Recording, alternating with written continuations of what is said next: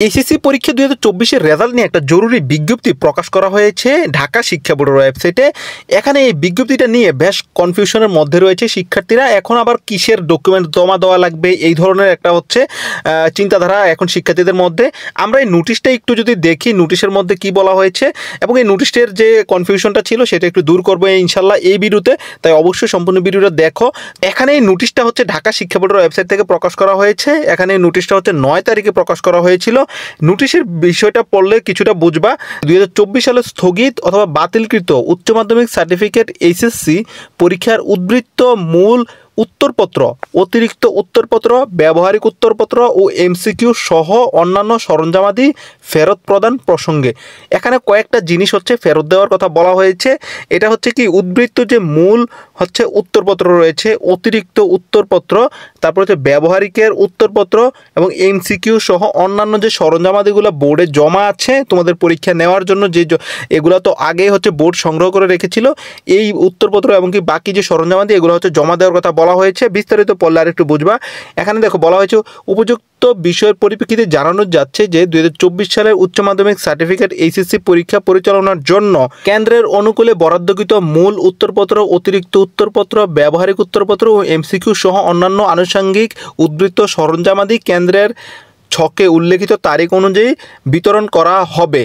এখানে নির্ধারিত তারিখ সকাল 10টা হতে বিকেল 3টার মধ্যে উল্লেখিত সরঞ্জামাদি ফেরত প্রদানের জন্য অনুরোধ করা হলো।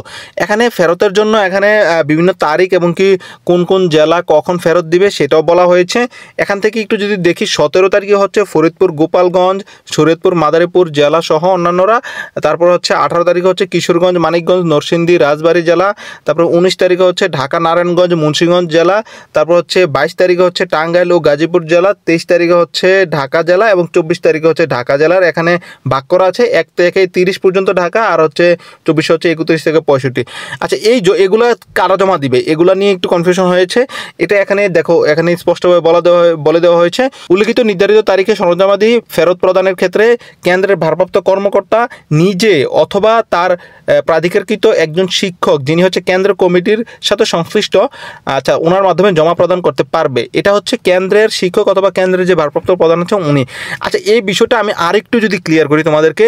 তোমাদের তো পরীক্ষা হওয়ার কথা ছিল, তো পরীক্ষা হওয়ার আগে তোমরা যে উত্তরটা লিখো যে খাতাটাতে, হ্যাঁ, ওই খাতাটা এবং কি তোমরা যে লুজশিট যেটা নাও, যেটা অতিরিক্ত খাতা যেটা বলা হয় লুজশিট, ওইটা কিন্তু আগেই মানে তোমার কেন্দ্রে কিন্তু এগুলো আগেই এনে রাখে বোর্ড থেকে। প্রশ্নটা আনে না, কিন্তু বাকি অন্যান্য যে সরঞ্জামাদিগুলো আছে, তারপর তোমাদের যে ওএমআর, তারপর তোমাদের যে এমসিকিউর যে ওএমআরটা আছে, এগুলা কিন্তু আগেই কলেজে মানে কেন্দ্রে এনে রাখে। এবং কি ব্যবহারিকের যে উত্তরপত্রগুলো যেগুলোতে তোমরা ব্যবহারিক পরীক্ষা দিতা, যদিও দাওনি, এগুলো কিন্তু ব্যবহার হয়নি। তো এই যে সরঞ্জামাদিগুলো রয়েছে, যাবতীয় সকল সরঞ্জামাদি বোর্ডে জমা দেওয়ার জন্য একটা ডেট দেওয়া হয়েছে। এই ডেটগুলো এই ডেটের মধ্যে জমা দিতে বলা হয়েছে। আশা করি এই ভিডিওর মাধ্যমে সবগুলো কনফিউশন দূর হয়ে গিয়েছে।